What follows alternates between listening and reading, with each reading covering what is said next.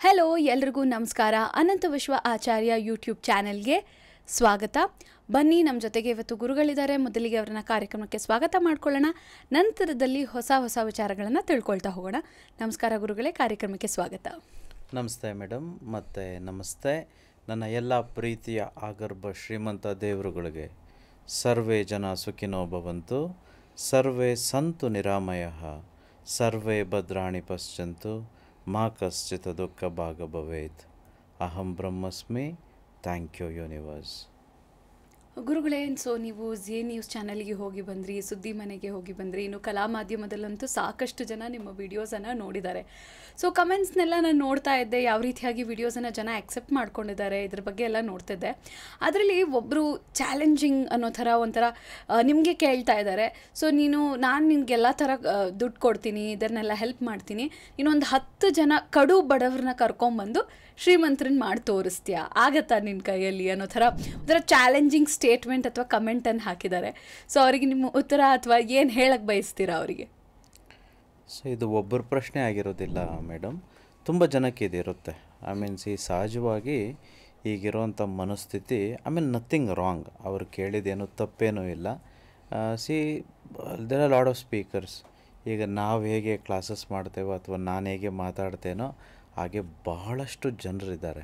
So ಹಾಗಾಗಿ who's right, who's wrong, who's truthful, who's not ಅಂತೇಳಿ ನಮ್ಗೆ ಗೊತ್ತಿರೋದಿಲ್ಲ. So it's always good to test somebody. Test ಮಾಡಬೇಕು, question ಮಾಡಬೇಕು, ನಥಿಂಗ್ ರಾಂಗ್. ಬಟ್ ಇದಕ್ಕೆ ನಾನು ಅವ್ರಿಗ್ಯಾರಿಗೂ ಉತ್ತರ ಕೊಡಬೇಕು ಅಂತ ಕೊಡ್ತಿಲ್ಲ, ಬಟ್ ಎಲ್ಲರಿಗೂ ಅರ್ಥ ಆಗಲಿ ಅಂತ ಹೇಳ್ತಿದ್ದೀನಿ ಅಷ್ಟೇ. ಇದು ತುಂಬ ಜನದ ಪ್ರಶ್ನೆ ಆಗಿರುತ್ತೆ. ನನ್ನೂ ಕೇಳಿದವ್ರು, ಮೇಡಮ್ ನಿಮಗೆ ತಾಕತ್ತಿದ್ರೆ, ನೋಡಿ ಹೀಗೆ ಕೇಳಿದ್ದಾರೆ, ನಿಮ್ಗೆ ತಾಕತ್ತಿದ್ರೆ ಯಾವುದೋ ಒಂದು ಹಳ್ಳಿ, ಆ ಹಳ್ಳಿಯಲ್ಲಿ ಒಂದು 10-20 ಜನ ಬಡವ್ರನ್ನ ನೀವು ಕರೆದುಕೊಂಡು ಬಂದು ನೀವು ಶ್ರೀಮಂತರನ್ನಾಗಿ ಮಾಡಿಬಿಟ್ರೆ, ನೀವು ಕೇಳಿದ್ದು ಮಾಡ್ತೀವಿ, ನೀವೇ ನಮಗೆಲ್ಲ ಗುರುಗಳು, ಅಷ್ಟೇ ಎಲ್ಲ ಊರೂರಲ್ಲೂ ಅದೇ ನೀವು ಏನು ಹೇಳ್ಕೊಡ್ತೀರೋ ಅದನ್ನು ಮಾಡೋಣ, ಈ ರಾಜ್ಯನೇ ಪರಿವರ್ತನೆ ಮಾಡಿಬಿಡೋಣ, ದೇಶದ ಸಾಲ ಎಲ್ಲ ತೀರಿಸ್ಬಿಡೋಣ, ಏನು ಈಗಾಗೋಂಗಿದ್ರೆ ಅದು ಇದು ಮಾಡಿ ಅಂತಂತೇಳಿ, ವಿಶ್ವಕ್ರಿಯೆಗಳೋ ವಿಶ್ವ ನಿಯಮಗಳೋ ಅದೇನೋ ನೀವು ಮಾಡಿ ತೋರಿಸ್ಬಿಡಿ ಅಂತೇಳಿ. Simple answer madam. ನೀವು ನನ್ನ ಹತ್ರ ನಿಮ್ಮ ಮನೇಲಿ ಒಂದು ಕೋಳಿ ಇರುತ್ತೆ ಅಂದ್ಕೊಳ್ಳಿ, ಕೋಳಿ ಮೊಟ್ಟೆ ಇಟ್ಟಿರುತ್ತೆ. ಇದು ಹೇಗಿದೆ ಅಂದರೆ ಪ್ರಶ್ನೆ, ಆ ಮೊಟ್ಟೆಗಳೆಲ್ಲ ತೊಗೊಬಂದು ನನ್ನ ಹತ್ರ ಇಟ್ಬಿಟ್ಟು ನೀವು ತಾಕತ್ತಿದ್ರೆ ಮರಿ ಮಾಡಿ ಅಂತ ಹೇಳೋದು. ಮರಿ ಮಾಡಿಸಿ, ಅದನ್ನು ನೋಡೋಣ, ಕೋಳಿ ಆಚೆ ಬಂದುಬಿಡಲಿ ಅಂತೇಳಿ. ನೋಡಿ, ಯಾವತ್ತು ನಾವು ಆ ಒಂದು ಮೊಟ್ಟೆಯನ್ನು ನಾವು ಬಡಿದು ಪಕ್ಷಿಯನ್ನು ಹೊರತರೋದಕ್ಕೆ ಪ್ರಯತ್ನ ಪಟ್ಟರೆ ಆ ಒಳಗಡೆ ಇರುವಂಥ ಪಕ್ಷಿ ಸತ್ತು ಹೋಗುತ್ತೆ. If an egg is broken from the outside force, the egg whatever that is there inside embryo, the bird dies, the chick dies. In order for the chick to come out, it has to come out on its own. ನಾವು ಏನು ಮಾಡ್ಬೋದು ಅಂತಂದರೆ ಆ ಮೊಟ್ಟೆಗೆ ಕಾವು ಕೊಡ್ಬೋದಷ್ಟೆ. In fact ಆ ಮೊಟ್ಟೆಗೆ ಆ ಕೋಳಿನೂ ಅದೇ ಮಾಡುವಂಥದ್ದು. ಅದು ಯಾವತ್ತೂ ಕುಕ್ಬಿಟ್ಟು ಹೊರಗಡೆ ತೆಗಿಯಲ್ಲ, ಕಾವು ಕೊಡುತ್ತೆ. It creates an ambience, it's creates an environment. But end of the day ಆ ಬರ್ಡ್ ತನ್ನಿಂದ ತಾನೇ ಆ ಒಂದು ಎಗ್ಗನ್ನು ಒಡ್ಕೊಂಡು ಆಚೆಗೆ ಬರಬೇಕು.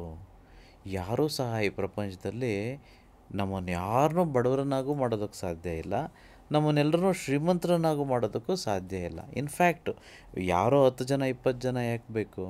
ನಾನು ಮನಸ್ಸು ಮಾಡದೇ ಇದ್ದರೆ, ನಾನು ಕೆಲಸ ಮಾಡದಿದ್ದರೆ, ನಾನು ಈ ಕಲಿಯುಗದಲ್ಲಿ ಏನೆಲ್ಲ ನಿಯಮಗಳಿದೆಯೋ ಅದನ್ನೆಲ್ಲ ಪಾಲಿಸಿ ದುಡ್ಡಿಗೆ ಮರ್ಯಾದೆ ಕೊಟ್ಟು ದುಡಿದೇ ಹೋದರೆ ನಾನೇ ಶ್ರೀಮಂತ ಆಗಲ್ಲ, ಇನ್ಯಾಗ 20-30 ಜನ ಆಗಿಬಿಡ್ತಾರೆ. ಮೇಡಮ್, ನಾನು ಯೂಟ್ಯೂಬ್ ಮಾಡ್ತಿದ್ದೇನೆ. Let me be very vocal and very clear. ನನಗೆ ದುಡ್ಡು ಬರುತ್ತೆ ಮೇಡಮ್. ನಾನು ಮಾಡ್ತಿದ್ದೀನಲ್ವ, ಇದು ನನಗೆ ಗೊತ್ತಿರೋ ಜ್ಞಾನ, ನನಗೆ ಗೊತ್ತಿದ್ದು ವಿಶ್ವಜ್ಞಾನ ಅಂಥೇಳಿ ನಾನು ಧ್ಯಾನ ಮಾಡಿ ನಾನು ಸಂಪಾದನೆ ಮಾಡಿರೋವಂಥದ್ದು.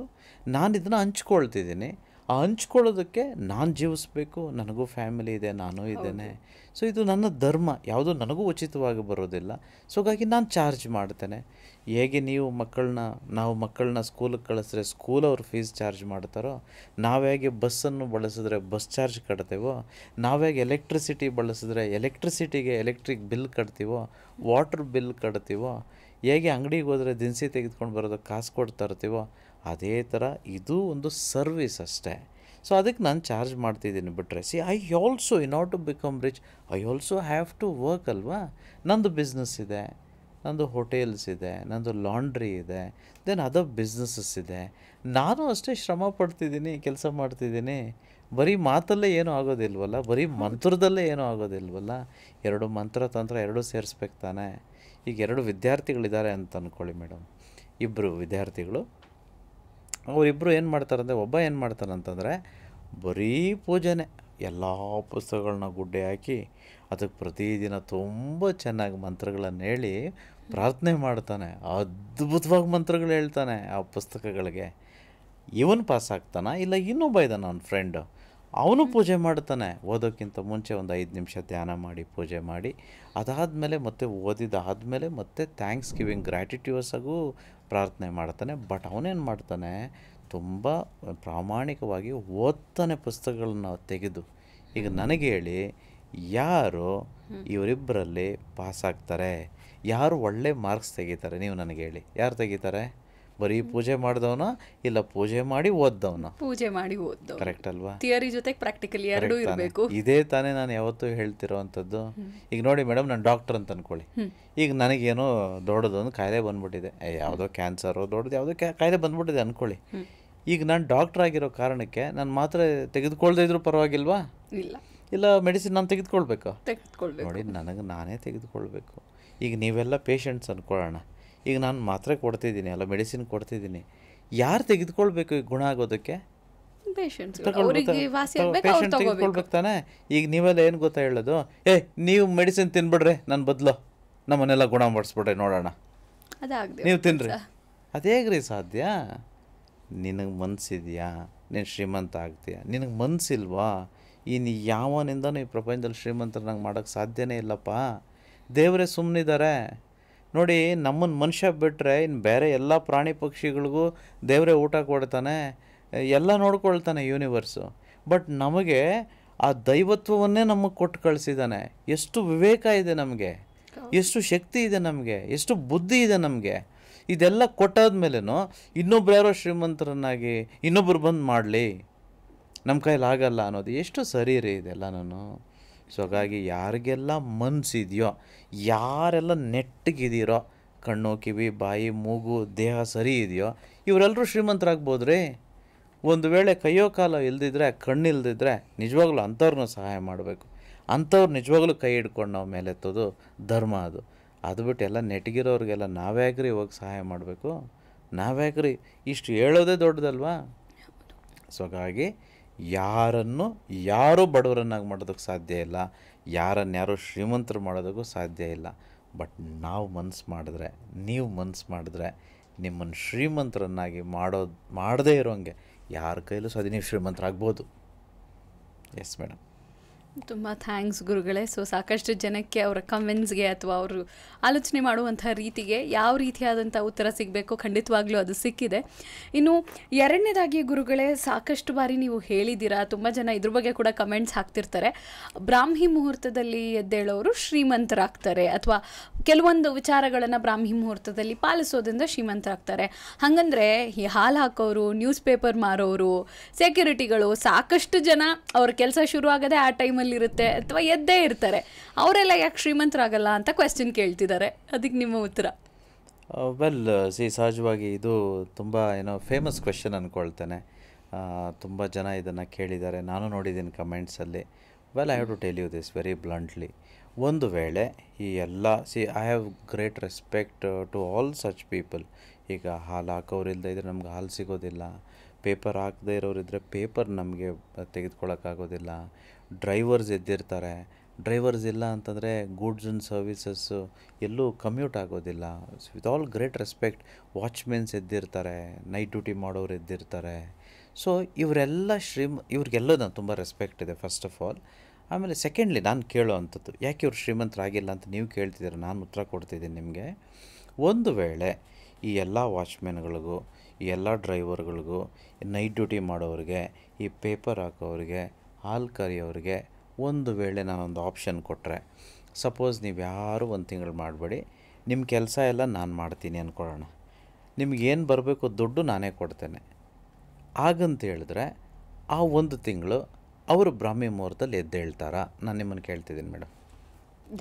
ಈಗ ನೀವು ಹಾಲಾಗ್ತಿದ್ದೀರಾ ಮೇಡಮ್, ನಿಮ್ಮ ಕೆಲಸ ನಾನು ಮಾಡ್ತೀನಿ, ಅದೇನು ದುಡ್ಡು ಬರುತ್ತೋ ನಾನೇ ನಿಮಗೆ ಕೊಡ್ತೀನಿ. ಈಗ ನಿಮಗೆ ಕೆಲಸ ಇಲ್ಲ, ಒಂದು ತಿಂಗಳು ಆರಾಮಾಗಿರ್ಬೋದು, ಇವಾಗ ನೀವು ಬ್ರಾಹ್ಮಿ ಮುಹೂರ್ತದಲ್ಲಿ ಎದ್ದೇಳ್ತೀರಾ ಅಂತ ನಿಮ್ಮನ್ನು ಕೇಳೋದು ನಾನೀಗ.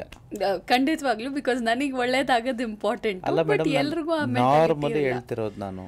ನಾರ್ಮಲಿ ನಿಮ್ಗೆ ಕೆಲಸ ಇಲ್ಲ ರೀ, ನೈಟ್ ಡ್ಯೂಟಿ ಇಲ್ಲ ರೀ, ನಿಮಗೆ ನೀವು ಡ್ರೈವಿಂಗ್ ಮಾಡೋಂಗಿಲ್ಲ ರೀ, ನೀವು ಪೇಪರ್ ಹಾಕೋಂಗಿಲ್ಲ ರೀ, ಹಾಗೆ ಎದ್ದೇಳ್ತೀರೇನ್ರಿ? ಇಲ್ಲ, ಖಂಡಿತವಾಗ್ಲಿಲ್ಲ. ಕರೆಕ್ಟಾ? ಎಲ್ಲರೂ ಎದ್ದೇಳ್ತಿರೋದು ಅವರ ಅನಿವಾರ್ಯತೆಗೆ. ಬ್ರಾಹ್ಮಿ ಮುಹೂರ್ತದಲ್ಲಿ ಎದ್ದೇಳ್ತಿದ್ದೀನಿ ಅಂತಂತಲ್ಲ, ಸಂಕಲ್ಪ ಏನೂ ಇಲ್ಲ. I have work and I have to get up, man. That's about it. They are forced to do it. You're forced to do it. It's not that something that you like. ನನಗೆ ತುಂಬ ಖುಷಿ, ನನಗೆ ಬ್ರಾಹ್ಮಿ ಮುಹೂರ್ತ, ಅಯ್ಯೋ ಬ್ರಹ್ಮ ಆಶೀರ್ವಾದ ಮಾಡ್ತಾನೆ, ದೇವ್ರು ನನಗೆ ಆಶೀರ್ವಾದ ಮಾಡ್ತಾರೆ, ಸಂಕಲ್ಪ ಇದೆ ನನಗೆ. They don't have a purpose other than ನಿನಗೆ ಕೆಲಸ ಇದೆ, ಎದ್ದಿದೆಯಾ. ಬಟ್ ಕೆಲಸ ಇಲ್ಲ ಅಂದರೂ ನೀನು ಎದ್ದೇಳ್ತೀಯಾ? That is amazing. You're not forced to, compelled to do it, but still you do it. See, universe knows everything, every little thing. ನಿನ್ನ ಅಂತರಾಳದಲ್ಲಿರೋದು ಗೊತ್ತಿದೆ. ಆಯ್ತಪ್ಪ, ಒಂದು ವೇಳೆ ನಾನು ಎದ್ದು ಬಿಟ್ಟೆ ಅಂತಲೇ ಅಂದ್ಕೊಳ್ಳೋಣ. ಈಗ ನಾನು ಪೇಪರ್ ಹಾಕ್ತಿದ್ದೀನಿ, ಎದ್ಬಿಟ್ಟೆ. ಇದೇ ಥರ ಒಬ್ಬ ಪೇಪರ್ ಹಾಕ್ತಿದ್ರು 85 ವರ್ಷದ ಹಿಂದ್ಗಡೆ. ಆ ವ್ಯಕ್ತಿ ಈಗ ಪ್ರಪಂಚದ ಟಾಪ್ 10 ರಿಚ್ ಪೀಪಲ್. ಇಡೀ ವಿಶ್ವದಲ್ಲಿ ಟಾಪ್ 10 ಇದ್ದಾರಪ್ಪ ರಿಚ್ ಪೀಪಲ್. ಅದರಲ್ಲಿ ಈ ವ್ಯಕ್ತಿ ಒಬ್ಬ, ವಾರನ್ ಬಫೆಟ್ ಅಂತೇಳಿ ಅವ್ರ ಹೆಸರು.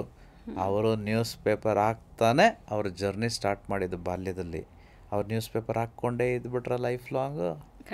ಅವ್ರ ದುಡ್ಡನ್ನು ಏನು ಮಾಡಿದ್ರು, ಬಂದಿದ್ದನ್ನು ಸೇವ್ ಮಾಡಿದ್ರು, ಇನ್ವೆಸ್ಟ್ ಮಾಡಿದ್ರು, ಇವತ್ತು ದೊಡ್ಡ ಕೋಟ್ಯಾಧಿಪತಿ ಆದರು. ನಾವು ಎಲ್ಲಿ ಸ್ಟಾರ್ಟ್ ಮಾಡ್ತೀವಿ? See, we should have respect to every job, but we need to elevate. ನಾವು ಅದರಿಂದ ಮುಂದಕ್ಕೆ ಹೋಗೋದನ್ನ ಕಲಿಯಬೇಕು. ಇನ್ಫ್ಯಾಕ್ಟ್ ಅವರು ಯಾಕೆ, APJ ಅಬ್ದುಲ್ ಕಲಾಂ ಅವರು ಸಹ ಬಾಲ್ಯದಲ್ಲಿ ನ್ಯೂಸ್ ಪೇಪರೇ ಹಾಕ್ತಿದ್ದಿದ್ದು. ಅವರು ಯಾವಾಗಲೂ ಕಡೆಯ ತನಕ ನ್ಯೂಸ್ ಪೇಪರ್ ಹಾಕ್ತಾನೇ ಇದ್ರ. Just think about it. See, no disgrace to anything man. ಎಲ್ಲ ಜಾಬು ತುಂಬ important. You need to know ಅದರಿಂದ ಮುಂದೆ ಬರೋದು, ಅದರಿಂದ ಆಚೆ ಬರೋದು, ಅದರಿಂದ ದೊಡ್ಡದಾಗಿ ಬೆಳೆಯೋ ಅಂಥದ್ದು ನಾವು ಕಲಿಬೇಕಲ್ವಾ. ಎಷ್ಟೋ ಜನ ನಾನು ನೋಡಿದ್ದೀನಿ, ಒಂದೇ ಕ್ಯಾಬ್ ಡ್ರೈವರ್ಸ್ ಆಗಿರ್ತಾರೆ, ಮುಂದೆ ಅವರು ದೊಡ್ಡ ಏಜೆನ್ಸಿಯನ್ನು ಸ್ಟಾರ್ಟ್ ಮಾಡಿರೋದು ನಾನು ನೋಡಿದ್ದೀನಿ, ನನ್ನ ಹತ್ರ ಬಂದಿದ್ದಾರೆ. ಎಷ್ಟೋ ಜನ ಈ ವಾಚ್ಮೆನ್ಸ್ ಆಗಿ ಕೆಲಸ ಮಾಡ್ತಿರ್ತಾರೆ, ಆಮೇಲೆ ಅವ್ರು ದೊಡ್ಡ ಏಜೆನ್ಸಿ ಮಾಡ್ತಾರೆ. 100 ಜನ, 200 ಜನ, 300, 500, 1000 ಜನ ಕೆಲಸ ಮಾಡೋವಂಥ ದೊಡ್ಡ ಏಜೆನ್ಸಿನ ಕ್ರಿಯೇಟ್ ಮಾಡ್ತಾರೆ. ಜಾಬ್ ಕನ್ಸಲ್ಟೀಸ್ನ ಸೃಷ್ಟಿ ಮಾಡೋವಂಥವ್ರು ಆಗ್ತಾರೆ. So it is all within us. We should not get stuck to certain thing and say okay this about it. Everybody have a potential to become rich. Given the opportunity. ನೀವು ಮಲ್ಕೊಳ್ಬೋದು, ನೀವು ಎದ್ದೇಳೋ ಹಂಗಿಲ್ಲ ಅಂದಾಗೂ ಒಂದು ಸಂಕಲ್ಪ ಇಟ್ಕೊಂಡು ಎದ್ದೇಳ್ತಿರಲ್ವ, ಅಂಥವ್ರಿಗೆ ಮಾತ್ರ ಯೂನಿವರ್ಸು ಅಬಂಡೆನ್ಸ್ನ, ಅನಂತವನ್ನು, ಹಣ, ಆಸ್ತಿ, ಐಶ್ವರ್ಯಗಳನ್ನು ಕೊಡುತ್ತೆ ಹೊರತು ಯಾರೋ ಅನಿವಾರ್ಯಕ್ಕೆ ಎದ್ದೇಳಲೇಬೇಕಲ್ಲ ಅಂತಿದ್ದವ್ರಿಗೆಲ್ಲ ಯೂನಿವರ್ಸು ದುಡ್ಡು ಕೊಡೋದಕ್ಕೆ ಇಲ್ಲ. So I think more or less we have understood about this. No more questions, I believe. So ನಿಮಗೆ ಗೊತ್ತಿರಲಿ ಇದು. ಸೊ ತುಂಬ ಜನ ಇದು ನಾನು ಬೈದಿದ್ದೀರಾ ಕಮೆಂಟ್ಸಲ್ಲಿ, ನಾನು ನೋಡಿದ್ದೇನೆ. Doesn't matter, it's okay. ಹೌದು ಗುರುಗಳೇ, ತುಂಬಾ ಥ್ಯಾಂಕ್ಸ್. ಸಾಕಷ್ಟು ಜನರಿಗೆ ಒಳ್ಳೆಯ ಉತ್ತರ ಸಿಕ್ಕಿದೆ, ಅವರಲ್ಲಿ ಇರುವಂಥ ಡೌಟ್ಸ್ ಕೂಡ ಖಂಡಿತವಾಗ್ಲೂ ಕ್ಲಾರಿಫೈ ಆಗಿರುತ್ತೆ. ಇನ್ನು ಗುರುಗಳೇ, ಇವತ್ತಿನ ಹೊಸ ಟೆಕ್ನಿಕ್ ಅಥವಾ ಹೊಸ ವಿಚಾರವನ್ನು ಯಾವ್ದು ಹೇಳ್ಕೊಡ್ತಾ ಇದ್ದೀರಾ? ರೆಗ್ಯುಲರಾಗಿ ತುಂಬ ಜನ ಕೇಳ್ಕೊಡ್ತಿರ್ತಾರೆ, ಇವತ್ತಿನ ಹೊಸ ಟೆಕ್ನಿಕ್ ಏನು? ಓಕೆ, ಇನ್ನೊಂದು ಚೂರು ಎಲಾಬ್ರೇಟ್ ಆದ ಲಾಸ್ಟ್ ಒಂದು ಚೂರು ಹೇಳಲಿಕ್ಕಿತ್ತು. ಬ್ರಾಹ್ಮಿ ಮುಹೂರ್ತ, ಬ್ರಹ್ಮನಿಗೆ, ಸೃಷ್ಟಿಕರ್ತನಿಗೆ ಬ್ರಾಹ್ಮಿ ಮುಹೂರ್ತ ಅನ್ನುವಂಥದ್ದು 24 ಗಂಟೆನೂ ಆಗಿರುತ್ತೆ. ಒಂದು ಸೃಷ್ಟಿಕರ್ತನಿಗೆ ಈ ಟೈಮ್ ಮಾತ್ರ ಸರಿ ಇದೆ, ಈ ಟೈಮ್ ಕೆಟ್ಟದ್ದು. ಅವ್ನು ಕೆಟ್ಟದ್ದು ಸೃಷ್ಟಿ ಮಾಡೋಕ್ಕೆ ಗೊತ್ತಿಲ್ವಲ್ಲ. ಫಸ್ಟ್ ಆಫ್ ಆಲು ಅವನಿಗೆ ಗೊತ್ತಿರೋದು ಎಲ್ಲ ಟೈಮು ಬ್ಯೂಟಿಫುಲ್ಲಾಗಿ ಸೃಷ್ಟಿ ಮಾಡೋಕ್ಕೆ ಗೊತ್ತಿರೋದು. ಹಾಗೆ ನೋಡಿದ್ರೆ 24 ಗಂಟೆನೂ ಬ್ರಾಹ್ಮಿ ಮುಹೂರ್ತನೇ. ನಾವು ಯಾವಾಗೆಲ್ಲ ಒಳ್ಳೆ ಕೆಲಸ ಮಾಡ್ತೀವೋ ಅದೆಲ್ಲವೂ ಬ್ರಾಹ್ಮಿ ಮುಹೂರ್ತನೇ ಗೊತ್ತಿರಲಿ. ಇದು ಒಂದು. ಎರಡನೇದು ಇನ್ನೊಂದಿದೆ, ಕ್ವಾಂಟಮಲ್ಲಿ ಟೈಮ್ ಇಲ್ಲ. ಇಲ್ಲಿ ಫಿಸಿಕಲ್ ಡೈಮೆನ್ಷನ್ಲಿ ಟೈಮ್ ಅನ್ನೋದಿದೆ.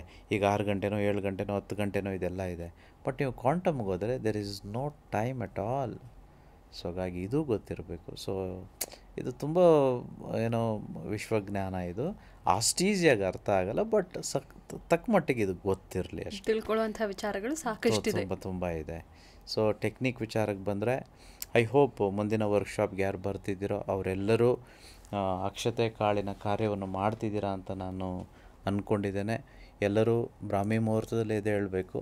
ಬ್ರಾಹ್ಮಿ ಮುಹೂರ್ತ ಅಂತಂದರೆ 3 ಗಂಟೆನೋ 4 ಗಂಟೆನೋ ಅಂತಂತಲ್ಲ, ಏನೋ ಸೂರ್ಯ ಉದಯವಾಗೋದಕ್ಕಿಂತ ಮುಂಚಿತವಾಗಿ 6 ಗಂಟೆಗೆ ಮುಂಚೆ ಎದ್ದೇಳ್ರಪ್ಪ ಸಾಕು. So let us consider that as Brahmi muhurta. ಬೆಳಿಗ್ಗೆ ಎದ್ದು 3 ನಿಮಿಷ ನೀವು ವಿಶ್ವಧ್ಯಾನವನ್ನು ಮಾಡಬೇಕು. ಆ 3 ನಿಮಿಷ ಎಲ್ಲರೂ ಮಾಡಬೇಕು, ಪ್ರತಿದಿನವೂ ಮಾಡಬೇಕು. ನೀವೆಲ್ಲೇ ಇರಲಿ ಮಾಡ್ಬೋದಲ್ವ, ನಿಮ್ಮೂರು, ಇನ್ನೊಂದು ಯಾವುದೋ ಊರು, ಯಾವುದೋ ಫಂಕ್ಷನು, ಎಲ್ಲೇ ಹೋಗಲಿ, give the time to universe. Because ಆ ಟೈಮಲ್ಲಿ ನೀವು ಯಾವಾಗ ಧ್ಯಾನಾವಸ್ಥೆಯಲ್ಲಿ ಇರ್ತೀರೋ ಆಗ ನೀವು ನಿಮ್ಮ ಜೊತೆ ಯೂನಿವರ್ಸ್ ಮಾತಾಡುತ್ತೆ. ನೀವು ಏನೇ ಪ್ರಶ್ನೆ ಕೇಳಿ ಅದು ಗೊತ್ತಿಲ್ಲದೆ ಇರೋ ಪ್ರಶ್ನೆನೇ ಇರೋದಿಲ್ಲ, ಅದು ಉತ್ತರ ಕೊಡುತ್ತೆ ನಿಮಗೆ. ನೀವು ಯಾವಾಗ ಯೂನಿವರ್ಸ್ಗೆ, ದೇವರಿಗೆ ಸಮಯ ಕೊಡಲ್ವೋ, ದೇವರೂ ಸಹ ನಮ್ಮ ಜೊತೆ ಮಾತಾಡೋದಿಲ್ಲ, ಅವರು ನಮಗೆ ಟೈಮ್ ಕೊಡೋದಿಲ್ಲ.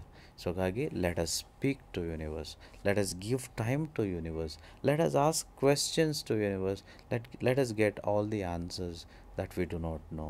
ಸೊ ಹಾಗಾಗಿ ಎಲ್ಲರೂ ಇನ್ನು ಮುಂದೆ ಬ್ರಾಹ್ಮಿ ಮುಹೂರ್ತದಲ್ಲಿ ಎದ್ದೇಳಲೇಬೇಕು. ಯಾರು 6 ಗಂಟೆ ಮೇಲೆ ಮಲಗೋಂಗಿಲ್ಲ. ನಾನೇ ಹೇಳ್ತಿದ್ದೀನಿ, ಇದು ಕಡ್ಡಾಯವಾಗಿ ಹೇಳ್ತಿದ್ದೀನಿ. ಒಂದು ವೇಳೆ ಅನಿವಾರ್ಯಕ್ಕೆ ಏನೋ ನೈಟ್ ಡ್ಯೂಟಿಗೆ ಹೋಗಿ ಬೆಳಿಗ್ಗೆ ಬಂದು ಮಲಗೋದಿರ್ಬೋದು, that is okay. But generally ಬೇರೆಯವ್ರಿಗೆಲ್ಲ ಯಾರಿಗೆಲ್ಲ ಅವಕಾಶ ಇದೆಯೋ ಅವರೆಲ್ಲ ದಯವಿಟ್ಟು 6 ಗಂಟೆಗಿಂತ ಮುಂಚೆ ಎದ್ದು ವಿಶ್ವಧ್ಯಾನ ಮಾಡಬೇಕು. Thank you. ಧನ್ಯವಾದಗಳು ಗುರುಗಳೇ. ಯಾವ ರೀತಿಯಾಗಿ ಸ್ಟೆಪ್ಸನ್ನು ಫಾಲೋ ಮಾಡಬೇಕು ಬೇಸಿಕ್ಕಾಗಿ ವರ್ಕ್ಶಾಪ್ಗೆ ಬರೋಕ್ಕೂ ಮುಂಚೆ ಅಂತ ತಿಳಿಸ್ಕೊಟ್ಟಿದ್ದೀರಾ. ಇನ್ನು ನೋಡಿದ್ರಲ್ಲ ವೀಕ್ಷಕರೇ, ನೀವು ಕೂಡ ಏಪ್ರಿಲ್ 20ನೇ ತಾರೀಕು ಭಾನುವಾರ ನಡೀತಾ ಇರುವಂತಹ ಈ ವರ್ಕ್ಶಾಪ್ಗೆ ಜಾಯ್ನ್ ಆಗಬೇಕು ಅಂತ ಹೇಳಿದರೆ ಈ ಕೂಡಲೇ ರಿಜಿಸ್ಟರ್ ಮಾಡ್ಕೊಳ್ಳಿ. ರಿಜಿಸ್ಟ್ರೇಷನ್ ಮಾಡಲಿಕ್ಕೆ ಬೇಕಾಗಿರುವಂತಹ ಕಾಂಟ್ಯಾಕ್ಟ್ ನಂಬರ್ ನಿಮಗೆ ಸ್ಕ್ರೀನ್ನ ಮೇಲೆ ಬರ್ತಾ ಇದೆ, ತಪ್ಪದೆ ಕರೆ ಮಾಡಿ. ಹಾಗೆಯೇ ನೀವು ಕೂಡ ವರ್ಕ್ಶಾಪ್ಗೆ ಬರಬೇಕಾದ್ರೆ ಯಾವೆಲ್ಲ ರೀತಿಯಾದಂಥ ರೂಲ್ಸನ್ನು ಫಾಲೋ ಮಾಡಬೇಕು ಅಂತ ಕೂಡ ಮುಂದಿನ ವಿಡಿಯೋದಲ್ಲಿ ತಿಳಿಸ್ಕೊಡ್ತೀವಿ. ಹಾಗೆಯೇ ಇದೇ ರೀತಿಯಾದಂಥ ಇನ್ನಷ್ಟು ಹೆಚ್ಚಿನ ರಿಚ್ನೆಸ್ ಬಗ್ಗೆ, ಹಾಗೆಯೇ ಮನಿ ಈಸ್ ಹ್ಯಾಪಿನೆಸ್ ವರ್ಕ್ಶಾಪ್ನ ಬಗ್ಗೆ ನೀವು ಕೂಡ ತಿಳ್ಕೊಳ್ಬೇಕಂತ ಹೇಳಿದ್ರೆ ಈ ಕೂಡಲೇ ಚಾನೆಲನ್ನು ಸಬ್ಸ್ಕ್ರೈಬ್ ಮಾಡ್ಕೊಳ್ಳಿ. ತಪ್ಪದೆ ವಿಡಿಯೋನ ಲೈಕ್ ಮಾಡಿ, ಶೇರ್ ಮಾಡಿ, ನಿಮ್ಮ ಕಮೆಂಟ್ಸನ್ನು ನಮಗೆ ಕೂಡ ತಿಳಿಸ್ಕೊಡಿ. ನಾನು ಮತ್ತು ಗುರುಗಳು ನಿಮಗೆ ಹೊಸ ವಿಚಾರದೊಂದಿಗೆ ಮುಂದಿನ ವಿಡಿಯೋದಲ್ಲಿ ಸಿಗ್ತೀವಿ. ಧನ್ಯವಾದಗಳು.